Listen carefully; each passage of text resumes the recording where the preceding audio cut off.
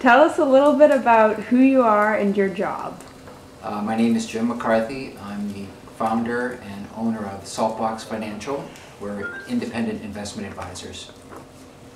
And basically I help people with their money, so I pay attention to what's going on in the financial news every day. How have you seen the banking crisis affect average people?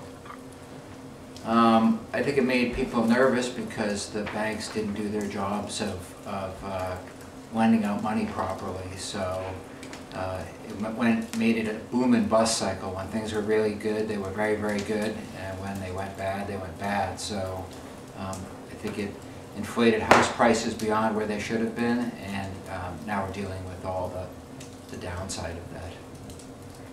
In your opinion, how did the banking crisis start? A lot of people want to make it seem that it was just the banks that were the problem, but it wasn't just the banks. But the banks' part in it was they didn't do their primary job, and the bank's primary job is to take all the money they have and find good projects and loan it out and make sure that the projects are going to happen and that they'll be profitable.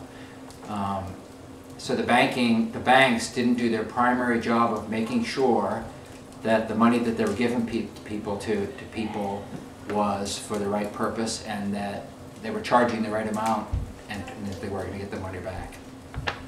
Okay. What factors do you think will affect if the banking crisis gets better or not? Well, there's been a lot of, the government's made a lot of new rules. Of course, since it's such a big issue, the government got involved, and first of all, the banks basically didn't have enough money left in the vault, so the government first of all made sure there was plenty of money in, including printing it. And then they made a lot of regulations, so hopefully the same thing didn't happen again. Actually, there used to be a lot of regulations, and in the last few years we've slacked off the regulations, or we're paying for it. So the government is putting a lot of regulations in place to try and not let the same thing happen again. How do you think we should solve the banking crisis?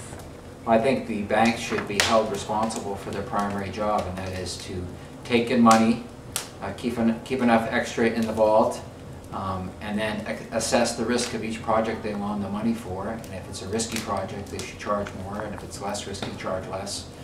And then if they make bad judgments, they should not leave the government and the people holding the bag for bad decisions they made. They should go out of business. Thank you. Can you give us a brief summary of what the banking crisis is? Well, that's how you fix the banking crisis. So the banking crisis basically they didn't do their primary responsibility. So they took in the money, they kept just the bare minimum that they were supposed to keep in the bank.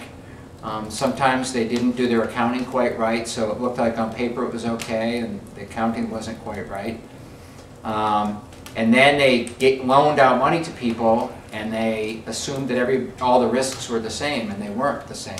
They loaned money to people that couldn't possibly pay the money back, and so they didn't do their primary job. So they failed on a lot of fronts. They took in the money, they didn't keep enough in the vault, even though they might say they did legally, and then they didn't look at each loan and see how much risk was in it and price the loan that way. That's the entire banking crisis. All right. Thank you very much. You're welcome.